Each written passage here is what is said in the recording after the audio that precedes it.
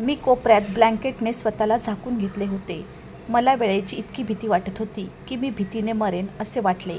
कदाचित माझ्यासोबत जे घडलं ते लग्नाच्या पहिल्या रात्री कोणत्याच मुलीसोबत झालं नसेल. माझ्या नवऱ्याच्या नावाने असा निर्दयी माणूस मिळेल हे मला माहीत नव्हते. मी एक अनाथ मुलगी होती आणि अनाथ आश्रमातील म्हणून त्याने माझ्याशी लग्न करून मला इथे आणले. माझ्या पतीला त्याच्या घाणेरड्या वागणुकीबद्दल प्रश्न विचारणारा माझ्या मागे कोणी नाही हे मला माहीत होते. त्याच्याकडे जाब विचारण्याची माझी असहायता माझ्या पायातली सर्वात मोठी साखळी बनली होती. लग्नाच्या रात्री मी जास्त स्वप्ने पाहिले नाही, कारण मला माहीत होते की मी अनाथ आश्रमातून आले आहे. हा एक मला मिळाला आहे, पुरेसे आहे. माझ्या आठवणीत माझा नवरा सुमारे 40 वर्षाचा होता.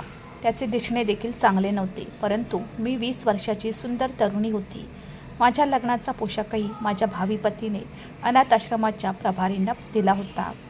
जेव्हा मी ते परिधान केले तेव्हा माझ्या सहकाऱ्यांनी मला त्यासाठी तयार केले. तो माणूस मला लग्नानंतर दिसला. त्या माणसाने निरोप दिला आणि त्याच्या घरी नेले. निरोपाच्या वेळी मला माहीत नव्हते की माझ्या नशिबाचा खरेदीदार कोण आहे. बरं, मी माझ्या मैत्रिणीपासून विभक्त झाले आणि रडत वैभवच्या घरी आले. त्याचा संबंध चांगल्या घरातून आला होता. तो घरात एकटाच राहत होता. अतिशय उंच भागात घर स्वच्छ आणि व्यवस्थित होते. ते 4 खोल्यांचे घर होते जिथे माझे पती एकटेच राहत होते. अनाथ आश्रमाच्या प्रभारींनी मला सांगितले की तुझे फोटो पाहून तू त्याला आवडली. माझ्या डोळ्यात फारशी स्वप्ने नव्हती. वैभवने माझा हात धरून मला खोलीत बसवले. मग त्याने मला आरामात बसण्यास सांगितले. मी लगेच येतो एवढे बोलून तो खोलीतून निघून गेला. माझा घोंगट किंचित मागे ओढून मी आरामात खोलीत बसले. मी डोळ्यांनी खोलीचे निरीक्षण करू लागली. माझी खोली अतिशय सुंदर फर्निचरने सजवली होती आणि यावेळी संपूर्ण खोली फुलांचा सुगंध देत होती. माझ्या मनात लग्नाची उत्सुकता जागृत होऊ लागली होती. मलाही आता आनंद झाला होता. आतापर्यंतचे सर्व अपूर्ण सुख मला वैभवसोबत पूर्ण झाल्यासारखे वाटत होते, पण माझ्या त्रासाची ही सुरुवात होती हे मला माहीत नव्हते. बरं, काही वेळाने वैभव खोलीत आला. तेव्हा त्याला पाहून माझ्या हृदयाची धडधड सुटली. मी त्याला पाहिले. त्याचा गडद वर्ण, सामान्य वैशिष्ट्य आणि भरड शरीर असे वाटले की जणू काही माझे हृदय विझले आहे. मला वाटले की अनाथ आश्रमाच्या प्रभारींनी माझ्यावर मोठा अन्याय केला आहे आणि मी माझ्या नशिबाशी लढू शकत नव्हते. माझ्या नात्याबद्दल मला विचारणारे आणि माझ्या इच्छा जाणून घेणारे पालक नव्हते, जे मला फोटो दाखवून माझी पसंती विचारतील. मी अनाथ आश्रमात राहायचे, त्यामुळे मला ते नाते जसेच्या तसे स्वीकारावे लागले. अनाथ आश्रमातील मुलींचे असेच घडते. कोणतीही नाती मिळाली तरी मुलींना लग्न करायला भाग पाडतात. पण मी स्वतःला धीर दिला आणि मनापासून विचार करू लागले. काही झाले तरी मी माझ्या नवऱ्याच्या प्रेमात नक्कीच पडेन. मला माहीत नव्हते की तो पती नसून हृदयविहीन व्यक्ती आहे. लग्नाच्या रात्री माझ्याजवळ बसण्याऐवजी तो माझ्या समोर ठेवलेल्या रिव्हॉल्विंग चेअरवर बसला. त्याच्या पायावर पाय ठेवून त्याने खिशातून सिगारेट काढली आणि ती ओढू लागला. मी वधू म्हणून बेडवर घाबरून बसले होते. त्याची नजर माझ्या अंगभर फिरत होती. यावेळी मी खूप घाबरले होते. ही एक नैसर्गिक गोष्ट होती आणि मला माझ्या नवऱ्याची नजर आवडत नव्हती. या नात्यात जशी शांतता आणि आनंद मला त्याच्या डोळ्यातून मिळत नव्हता. सिगारेट ओढत असताना तो मला म्हणाला, मुली, तुझा स्कार्फ काढ. हे ऐकून मी लगेच त्याच्याकडे पाहिले. हे ऐकून मी आश्चर्याने माझे डोळे उघडले. माझ्याशी बोलण्याची ही पद्धत काय होती? मी त्याच्याकडे पाहिलं. माझे डोळे आश्चर्याने भरून आले. माझ्या पतीने माझ्या शेजारी बसून माझ्यावर विश्वास ठेवण्याचा प्रयत्न करायला हवा होता. माझा हात धरून माझ्यावर प्रेम व्यक्त करायला हवे होते, पण त्याने माझ्यासोबत काहीतरी वेगळे केले आणि त्याने जे केले ते खूप लज्जास्पद होते. माझ्या पतीच्या चेहऱ्यावरचे विचित्र भाव पाहून मी घाबरले. काय करावे आणि काय करू नये हे मला समजत नव्हते. मला विचित्र वाटत होते. हे करण्याचा सर्वोत्तम मार्ग कोणता होता?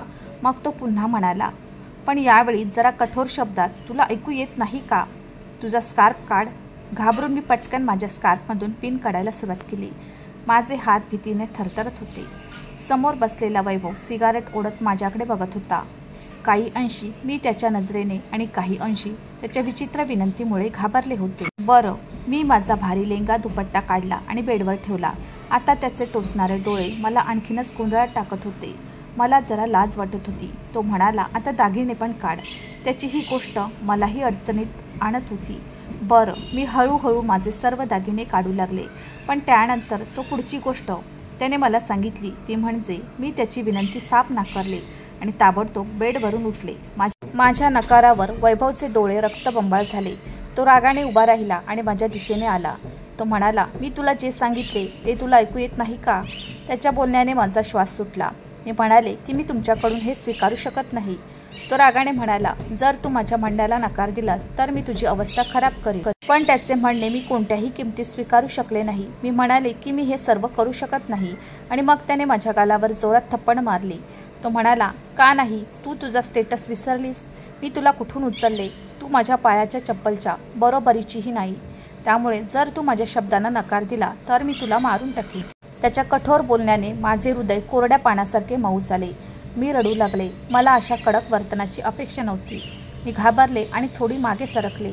तेव्हा त्याने मला केसांनी पकडून त्याच्या जवळ आणले. त्याच्या चेहऱ्याची पातळी माझ्याशी आणून त्याने रागाने त्याचे रक्तरंजित डोळे माझ्यावर केंद्रित केले आणि अतिशय कठोर शब्दात सांगू लागला, मी तुला जे सांगितले ते कर. माझ्या डोळ्यातून अश्रू अखंड वाहत होते. मी म्हणाले, मला जबरदस्ती करू नकोस. मी हे सर्व करू शकत नाही. स्त्री ही लाजिरवाणी असते. तिला त्यातच सोडले तर बरे. माझे बोलणे ऐकून तो हसायला लागला. तो म्हणाला, तू जिथून आलीस तिथे काय चालतं मला माहीत नाही का? तिथे काय होतं आणि काही नाही. माझ्यासमोर फार नाटकी होऊ नकोस. अनाथ आश्रमाच्या नावाखाली तिथे कसली मज्जा साजरी केली जाते हे मला माहीत आहे. जर तू तिथे उपस्थित पुरुषांचे मनोरंजन करू शकतेस तर मला आणखी अधिकार आहेत. शेवटी मी तुला जमिनीवरून उचलून आकाशात आणले आहे. मी तुझ्याशी चांगले वागावे असे तुला वाटत असेल तर मी तुला जे सांगतो ते कर. मी आश्चर्याने त्याच्याकडे बघत होते. आमचा अनाथ आश्रम त्याला वाटला तसा अजिबात नव्हता. आमची प्रभारी खूप छान होती आणि तिने खऱ्या मुलींसारखे आमचे संरक्षण केले. तिने आम्हाला अगदी खऱ्या आईप्रमाणे वाढवले आणि आमचे संरक्षणही केले. इतर अनाथ आश्रमांमध्ये अनाथ मुली आणि महिलांना कसे वागवले जाते आणि कोणते खेळ खेळले जातात हे मला माहीत नव्हते. पण जेव्हापासून मी आश्रमात माझे डोळे उघडले तेव्हापासून स्वतःच्या मुलींचे संरक्षण होते तसे आमचे संरक्षण होते. मी वैभवला म्हणाले, तुझा गैरसमज झाला आहे. वैभव, तुला वाटतं तसं काही नाही. मी अजून काही बोलायच्या आधीच त्याने माझ्या हातावरची पकड घट्ट केली. माझे केस धरले आणि वाईट बोलू लागले. फालतू बोलू नकोस. मला पटवण्याचा प्रयत्न करू नकोस. तुझे हे कपडे काढ. तुझ्या अंगावर कापडाचा एक तुकडाही राहू नये. आणि त्यानंतर तुला माहिती आहे की आज आमची सुहागरात आहे, लग्नाची रात्र. पण मी तुझ्यासोबत लग्नाची रात्र साजरी करणार नाही. त्यापेक्षा तू लग्नाची रात्र एकटी साजरी कर आणि मी तुला भेटेन. तू तुझा हनीमून स्वतःसोबत साजरा कर. त्याच्या तोंडून हे लाजिरवाणे शब्द ऐकून मी लाजेने रडले आणि विस्फारलेल्या डोळ्यांनी आश्चर्याने त्याच्याकडे पाहत होते. त्याने मला दूर ढकलले आणि निघून गेला. मी जमिनीवर पडण्यापासून वाचले होते. मी ऐकले होते की पती बायकोंचे संरक्षण करतात. देवाने पती पत्नीचे नाते अत्यंत पवित्र केले आहे. पती पत्नी एकमेकांच्या शरीराचे अवयव झाकतात, त्यामुळेच ते एकमेकांना साचेबद्ध करतात असे म्हणतात. माझा हा कोणता नवरा होता जो माझे कपडे काढायला टपला होता आणि माझे कपडे काढून सुद्धा मला कोणते घृणास्पद कृत्य करायला सांगत होता. पण तो जे बोलला ते मला मान्यच झाले नाही. मी त्या खोलीतून बाहेर पडले. मला एक सुरक्षित आश्रय हवा होता. तो मला या घरात सापडत नव्हता. पण कदाचित मी इतकी भाग्यवान नव्हते. तो माणूस लगेच माझ्या मागे धावला आणि मला हाताने पकडले. मला खोली तोडले. मी किंचाळू लागले. मी म्हणाले, मला सोड. मी माझे आयुष्य तुझ्यासोबत जगू शकत नाही. मला परत अनाथ आश्रमात सोड. मला काही म्हणायचे होते तोच त्याने मला मारायला सुरुवात केली. त्याने माझ्या दोन्ही गालावर चापट मारली. माझे गाल लाल केले आणि मला बेडवर ढकलले. खिशातून एक सिगारेट काढली. ती पेटवली आणि जळत्या सिगारेटने माझा लेंगा पेटवू लागला. तो म्हणाला, मी बघतो किती दिवस तू माझं ऐकणार नाहीस. आणि हे सगळं पाहून मी अस्वस्थ झाले. माझा लेंगा आता खूप जळत होता. त्याआधी मी पण पटकन लेंगा काढला आणि ब्लँकेटने स्वतःला झाकले. मला असहाय्य सोडून तो हसत खोलीतून बाहेर पडला. मी माझ्या नशिबावर असहाय्यपणे रडत होते आणि मी सकाळपर्यंत अशीच रडत राहिली. सकाळी खोलीत आल्यावर त्याच्या हातात बॅग होती. ती माझ्या तोंडावर फेकली आणि म्हणाला, त्यात काही कपडे आहेत. त्यातून एक ड्रेस काढ आणि तो घाल आणि बाहेर ये. मला नाश्ता बनव. त्याचे शब्द असे होते, द्वेष आणि अपमानाने भरलेले होते. मी कपडे बदलले आणि रडत रडत खोलीतून बाहेर पडले. समोर एक छोटंसं स्वयंपाकघर होतं आणि स्वयंपाकघरात आले. पण संपूर्ण स्वयंपाकघर अस्वच्छ झालं होतं. सिंकमध्ये अस्वच्छ भांडी पडलेली होती. चुलीवर चहाची किटली होती जी वाईटरित्या जळून काळवंडली होती. मी स्वयंपाकघर थोडे स्वच्छ केले आणि नाश्ता तयार करू लागले. फ्रीजमध्ये सर्व काही होते पण संपूर्ण फ्रीज अस्वच्छ होता. मी नाश्ता तयार करून माझ्यासमोर टेबलावर ठेवला पण त्याच्यासोबत बसून स्वतः नाश्ता केला नाही. किचनमध्ये उभं राहून थोडा नाश्ता केला आणि मग पुन्हा साफसफाई करू लागले. काही वेळात त्याने कॅबिनेटमध्ये कोणते आयटम ठेवले हेही पाहिले होते. नाश्ता करून तो माणूस स्वयंपाकघरात आला. त्याला माझ्याजवळ पाहिल्यानंतर मी पूर्णपणे घाबरले. त्या माणसाला पाहिल्यानंतर मला एकच भावना आली आणि ती म्हणजे भीती. तो माझ्याकडे आला आणि म्हणाला की तू रात्री जे केलेस त्याची पुनरावृत्ती झाली तर आजही मी संपूर्ण खोली जाळून टाकेन आणि तुलाही जाळून टाकेन. हे ऐकून मी पुढचा श्वास घ्यायला विसरले. त्याचे म्हणणे सांगून तो स्वयंपाकघरातून निघून गेला. स्वयंपाक करून मी स्वयंपाकघरातून बाहेर आले तेव्हा तो घरी नव्हता. मीही सुटकेचा निश्वास सोडला. पण रात्रीचा विचार करून पुन्हा मन थरथरले. मला अजूनही समजत नाही की हा माणूस असे का करतो आहे. त्याला मला जर अत्याचाराचे लक्ष्य बनवायचे होते तर मग फक्त अनाथ आणि असहाय्य मुलीलाच का? ती गरीब मुलगी लहानपणापासून असेच आयुष्य जगत आलेली असते. बरं, मला वाटलं घरातून पळून जावं. कळत नाही नवरा आज रात्री माझ्यावर काय क्रूरपणा करेल. आता मला ते आठवून भीती वाटू लागली. असं म्हणून मी माझ्या खोलीत गेले. त्याने सकाळी आणलेल्या छोट्या पिशवीत माझे काही कपडे ठेवले आणि मी बाहेर जाऊ लागले. मात्र मुख्य गेट उघडण्याचा प्रयत्न करताच गेट बाहेरून बंद असल्याने मला धक्काच बसला. घरात असे काही नव्हते जे मला भिंतीच्या पलीकडे जाऊ देईल आणि त्याने भिंतीमध्येही खूप मेहनत घेतली होती. मृत्यूसारखी मुलगी त्याच्या नियंत्रणाबाहेर होती. मी सर्व खोल्यांच्या खिडक्या उघडून पाहिलं पण सर्व खिडक्यांना लोखंडी शटर होते. मला मी कैदी असल्यासारखे वाटले. माझ्या नशिबावर मी पुन्हा रडू लागले. मी रडत रडत जेवण तयार केले होते आणि तो रात्री घरात शिरला तेव्हा घाबरून मी पटकन माझ्या खोलीत गेले आणि दरवाजा लावून बसले. तो येण्यापूर्वीच मी जेवले होते. मला त्याला तोंड द्यायचेही नव्हते. मला त्याची भीती वाटत होती. पण फक्त 5 मिनिटे झाली होती जेव्हा त्याने माझ्या खोलीचा दरवाजा जोरात वाजवला आणि दारासह माझे हृदय देखील जोरात धडधडू लागला. दार उघड, नाहीतर दार तोडून तुला त्रास देईल, असे कठोर शब्दात सांगितले. मला माहीत आहे की तू खोलीत कोणासोबत बसली आहेस. कोण आहे तुझ्यासोबत खोलीत? हे ऐकून मला धक्काच बसला. त्याने ज्या प्रकारे घराला कुलूप लावले होते त्यामुळे तेथे कोणीही येऊ शकत नव्हते. मी पटकन उठून दार उघडले. त्याने मला ढकलून दिले आणि खोली शोधू लागला. कधी तो कपाटाखाली तर कधी पडद्याआड तर कधी कपाट उघडू लागला. मी म्हणाले, तू कसला शोध घेत आहेस? इथे कोणीच नाही. आत कोणी नाही तर दरवाजा का बंद केला? तू माझ्याशी खोटं बोलत आहेस, असे म्हणत तो वॉशरूममध्ये गेला. कदाचित मी तिथे कोणी लपवले आहे की नाही हे पाहण्यासाठी तो देखील तिथे तपासत होता. मला समजले की कदाचित तो संशयास्पद प्रकारचा व्यक्ती आहे. संपूर्ण खोली पाहिल्यानंतर तो म्हणाला, जर मला येथे कोणी अनोळखी व्यक्ती दिसला तर मी तुझे तुकडे करीन, असे म्हणत तो खोलीतून बाहेर गेला. रात्री त्या माणसाचा हट्टीपणा पुन्हा स्पष्ट झाला जो मला माझ्याच नजरेत पाहायला पुरेसा होता. पण यावेळी त्याने सांगितलेली कोणतीही गोष्ट मी नाकारली नाही कारण माझ्यात फटके खाण्याची हिंमत नव्हती. त्याने मला माझे कपडे काढायला सांगितले नाही किंवा आणखी घृणास्पद कृत्य करण्यास सांगितले नाही. मी माझे कपडे काढले. तो काही वेळ माझ्याकडे बघत राहिला पण मला आश्चर्य वाटले की तो माणूस खोलीतून बाहेर पडला. त्याने मला हातही लावला नाही. आता हे रोजचं व्हायला लागलं की तो माणूस माझ्यावर अत्याचार करून बाहेर जायचा. रात्रभर तो खोलीत आला नाही. हळूहळू आमच्या लग्नाला 2 महिने उलटून गेले होते आणि या 2 महिन्यात त्याने मला एकदाही हात लावला नव्हता. एके रात्री अचानक चोरटे आमच्या घरात घुसले. त्यावेळी मी गाढ झोपेत होते. तेव्हा मला खोलीबाहेर आवाज आला. माझा नवरा कोणाशी तरी भांडतोय असे मला वाटले. मी खोलीतून बाहेर येताच माझ्या नवऱ्याच्या डोक्यावर पिस्तूल रोखताना 2 व्यक्ती पाहून मला धक्काच बसला. माझे पती जखमी झाले आणि हे पाहून माझी प्रकृती अधिकच खराब होऊ लागली. मी ताबडतोब माझ्या पतीकडे धाव घेतली आणि त्या चोरांना सांगितले की माझ्या पतीला काही करू नका, त्यांना काही बोलू नका. त्या चोरांनी मला सांगितले की तुझी इच्छा असेल तर आम्ही तुझ्या पतीला काही करणार नाही, पण तुमच्याकडे जे काही दागिने आणि रोख रक्कम आहे ते लगेच आमच्याकडे आणा. मी लगेच माझ्या खोलीत गेले. जेव्हा मी माझ्या कपाटाचे कुलूप उघडले तेव्हा त्यात काही कॅश होती आणि काही दागिने देखील पडले होते. हे माझ्या पतीने मला लग्नात घालायला लावले होते. मी ते सर्व आणून त्या चोरांच्या हवाली केले. ते पैसे घेऊन चोर तिथून निघून गेले. मी रडायला लागले. नवऱ्याचे काही मोठे नुकसान झाले आहे का हे पाहण्यासाठी मी पुन्हा पुन्हा नवऱ्याचा चेहरा आणि हात पाहू लागले, कारण कदाचित त्या चोरांशी लढल्यावर त्याच्या चेहऱ्यावर जखमा झाल्या असतील. ओठांजवळ रक्तस्रावही झाला होता. मी माझ्या दुपट्ट्याने त्याचा चेहरा स्वच्छ केला. रडत रडत मी त्याला विचारू लागली, तू त्यांच्याशी का भांडला?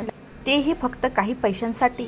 माझ्यासाठी पैसे किंवा हे दागिने वगैरे काही महत्त्वाचे नाही. तुला काही झालं तर मी काय करणार? पहिल्यांदाच तो माझ्याकडे बघत होता. जणू मी जे बोलले त्यावर त्याचा विश्वास बसत नव्हता. तो म्हणाला, तू माझी एवढी काळजी का करतेस? मी म्हणाले, कारण तू माझा नवरा आहेस.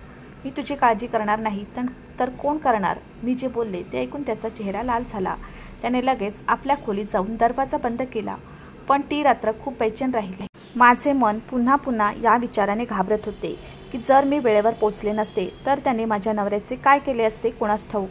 मी कबूल करते की माझ्या पतीने माझ्याशी कधीही चांगले वागले नाही आणि तो मला शक्य तितके चिडवायचा. मलाही कारण माहीत नव्हते, पण माझ्यासोबत जे काही घडत होते हा मोठा अत्याचार होता. तरीही मी त्याच्याशी चांगले वागले आणि त्याच्या आवडीचे जेवण बनवले. मी दिवसभर त्याच्यासाठी काम केले. त्याला काही हवे होते आणि मी ते पूर्ण केले नाही असे कधी झाले नाही.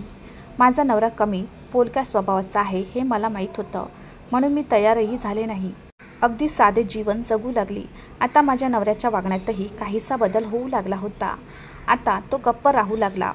तो माझ्या खोलीत अजिबात आला नाही. एकदा मी भांडी धुत होते आणि स्वयंपाकघर साफ करत होते. बरेचदा मी रात्री संपूर्ण स्वयंपाकघर साफ करून झोपत असे आणि यावेळी माझे पती चहा मागायचे. पण आजकाल खूप शांतता होती. तो किचनमध्ये आला तेव्हा मी सिंकमध्ये ठेवलेली घाण भांडी धुत होते. त्याला चहा प्यायचा आहे हे मला समजले, म्हणून मी लगेच चहाची किटली स्टोव्हवर ठेवली, कारण त्याचा न विचारता त्याचे सर्व काही मला समजायचे. हे पाहून तो म्हणाला, असे कर, जा आणि आराम कर, मी स्वतःसाठी चहा बनवतो. मी म्हणाले, नाही, मी बनवते. असो, मला अजून किचन साफ करायचे आहे. मी हे बोलत असताना तो माझ्यासमोर येऊन उभा राहिला. ते म्हणाले की स्वयंपाकघर सकाळीही स्वच्छ करता येईल, तू आधी आराम कर. असे शब्द तो माझ्याशी बोलण्याची ही पहिलीच वेळ होती. सुरुवातीला त्याचा माझ्यावर खूप अधिकार असायचा. संपूर्ण घर पॉलिश करूनच झोपू दिले जाते असे म्हणायचे. आता मलाही सवय झाली होती. मी म्हणाले, काही हरकत नाही, मी तुला चहा करून देते. पण त्याने नकार दिला. तो म्हणाला, जा आणि आराम कर, तरीही तू मला थोडी थकलेली दिसत आहे. हे ऐकून मी आश्चर्याने त्याच्याकडे पाहिले. हे खरोखरच खरे होते. काही दिवस थकल्यासारखे वाटत होते. सततच्या घरातील कामामुळे थकव्याचा प्रभाव आता माझ्या चेहऱ्यावर दिसत होता. दुसरे म्हणजे मलाही माझ्या पतीच्या सहवासाची इच्छा होऊ लागली. तो काही असला तरी मला माझे आयुष्य त्याच्याबरोबर घालवायचे होते आणि खरे सांगायचे तर मला त्याच्याशी काहीसे जोडले गेले होते. लग्न होऊन बरेच दिवस उलटून गेले होते, पण त्याने मला हातही लावला नव्हता आणि ही नैसर्गिक इच्छा आहे. त्याने माझ्या जवळ यावे अशी माझीही इच्छा होती. माझ्यावर प्रेम करावे, मला ते प्रेम द्यावे, जो माझा हक्क आहे. मी माझ्या खोलीत आले आणि काही वेळ तशीच पडून राहिले. मग माझ्या मनात विचार आला, मी माझ्या पतीशी का बोलत नाही? तो मला कशाची शिक्षा देत आहे? तो माझ्याकडे का येत नाही? असा विचार करून मी उठून बसले. वाटलं बोलायला हरकत नाही, शेवटी तो माझा नवरा आहे. मी त्याला सांगणार नाही तर कुणाला सांगणार? मी खोलीतून बाहेर पडून नवऱ्याच्या खोलीत गेली. पण माझ्या डोळ्यासमोरील दृश्याने मला उडवून लावले होते. त्याच्या खोलीत एक छोटेसे मंदिर होते आणि तो तिथे देवासमोर हात जोडून उभा होता आणि रडत होता. मला माहीत नाही की त्याला कशाचे दुःख होते आणि तो का रडत होता हे मला समजले नाही. मला पाहताच त्याने लगेच त्याचे अश्रू पुसले. तो म्हणाला, तू इथे काय करायला आली आहे? मी म्हणाले, तू का रडत होतास? हा माझा आणि माझ्या देवाचा विषय आहे, असे तो म्हणू लागला. मला आश्चर्य वाटले की पूजा करून देवाचे स्मरण करूनही तो माझ्याशी असा का वागतो? त्याने माझ्याशी जे काही केले ते पूर्णपणे माणुसकीच्या खाली होते. मला वाटले की त्याचा देवाशी काही संबंध नाही, नाहीतर तो एवढा दगड मनाचा झाला नसता. मला तिथे उभे असलेले पाहून त्याने मला इथून दूर जायला सांगितले, पण मी त्याच्या जवळ आले आणि लगेच त्याला छातीशी घट्ट मिठी मारली. मी म्हणाले, माझ्यापासून दूर का राहतोस? मला इतके जवळ पाहून त्याने लगेच मला स्वतःपासून वेगळे केले. निघ इथून, तो बोलू लागला. तो माझ्यापासून काहीतरी लपवतो असे मला वाटलं. मी म्हणाले, मी तुझी बायको आहे, तू तुझ्या समस्या मला का सांगत नाहीस? पती पत्नी एकमेकांचे सुख दुःख वाटून घेतात. स्त्री पुरुष एकमेकांची उणीव भासू नये म्हणून देवाने जगातील पहिले नाते पती पत्नीचे बनवले आहे. त्यांनी एकमेकांशी बोलून चांगले आणि आनंद जीवन जगले पाहिजे. माझे म्हणणे ऐकून तो म्हणू लागला की स्त्रिया भरवशाच्या लायक नाहीत, महिला अविश्वासू आहेत. माझी खूप फसवणूक झाली आहे, म्हणूनच माझा कोणत्याही महिलेवर विश्वास नाही. मग तो म्हणाला, मी फक्त 10 वर्षाचा असताना माझी आई एका अनोळखी व्यक्तीसोबत पळून गेली. फक्त माझे वडील देखणे नव्हते म्हणून. माझी बहीणही माझ्यापेक्षा मोठी होती. ती लहान असताना माझे वडील वारले. मी माझ्या वडिलांचे दुकान घेतले आणि माझ्या बहिणीने घर घेतले. मी पण तिच्या नात्याचा शोध घेत होतो, पण गोष्ट कुठेच पटली नाही. एकदा घरी आल्यावर बहिणीच्या खोलीतून हसण्याचे बोलण्याचे आवाज येत होते आणि मी खिडकीतून डोकावून पाहिलं तर ती रस्त्यावरच्या एका भटक्या मुलासोबत पाक करत होती. त्या दोघांची खूप लाजिरवाणी अवस्था झाली होती आणि हे पाहून मला वाटले की स्त्रिया अशाच असतात. यावेळी मला इतका राग आला की मी माझ्या बहिणीला मारहाण केली आणि तिला घरातून हाकलून दिले आणि ती त्याच मुलासोबत निघून गेली. मग त्या बाईच्या आठवणीवरून माझा सगळा विश्वास उडाला. त्यामुळेच मीही इतकी वर्ष लग्न केले नाही. पण नंतर लोकांनी मला टोमणे मारायला सुरुवात केली. ते म्हणाले की तुझ्याशी कोणतीही मुलगी लग्न करू शकत नाही, तुला त्यांची मुलगी कोणीही देणार नाही, कारण ज्याची आई बहीण पळून गेली आहे त्याला त्यांची मुलगी कोण देणार. हे सगळं ऐकून मी अनाथ आश्रमात लग्न करायचं ठरवलं आणि अनाथ आश्रमात लग्न केलं. पण तुला पाहताच मला माझ्या आई आणि बहिणीच्या कृती आठवू लागल्या. म्हणूनच मी तुझ्याकडून त्या गोष्टीचा बदला घ्यायला सुरुवात केली. पण ज्या दिवशी चोर घरात घुसले, तुला इतके अस्वस्थ रडताना पाहून मला आश्चर्य वाटले की मी तुला ज्या पद्धतीने मारलं होतं तितक्याच वाईट पद्धतीने तू मला मारायला हवं होतं. पण तू सर्व पैसे आणि दागिने त्या चोरांना दिलेस. तू माझ्यासाठी रडत होतीस आणि हे पाहून माझे हृदय तुझ्यासाठी बदलू लागले. पण मला माझ्या वागण्याची लाज वाटत होती, त्यामुळे तुझ्याकडे यायची हिंमत होत नव्हती. मी तुला माझ्या लायक समजत नाही असे म्हणत तो रडू लागला. मी म्हणाले, तुझ्याबद्दल माझ्या मनात कोणताही गैरसमज नाही आणि असला तरी तो तू संपवला आहे. वैभवच्या आईने, त्याच्या बहिणीने त्याच्यासोबत जे काही केले ते चुकीचे होते आणि हे सर्व कोणत्याही माणसाला वाईट वाटू शकते. मी वैभवच्या जवळ गेले तर यावेळी त्याने मला दूर केले नाही. किंबहुना त्यानेही मला त्याच्या छातीशी घट्ट मिठी मारली आणि माझ्या कपाळाचे चुंबन घेतले. त्या रात्री वैभवने मला माझे हक्क दिले होते आणि त्याच्या प्रेमाच्या पावसात मला भिजवले होते. आज मी माझे पती वैभवसोबत आनंदी जीवन जगत आहे. मित्रांनो, मला आशा आहे की तुम्हाला आमची कथा आवडली असेल तर व्हिडिओला लाईक करा. चॅनलवर नवीन असाल तर चॅनलला सबस्क्राईब करा आणि हो, नोटिफिकेशन बटन दाबा, जेणेकरून तुम्हाला पुढील अपडेट सर्वात आधी मिळतील. तुमचा मौल्यवान वेळ कथा ऐकण्यासाठी दिल्याबद्दल धन्यवाद. पुन्हा भेटू अशाच एका नवीन कथेसोबत.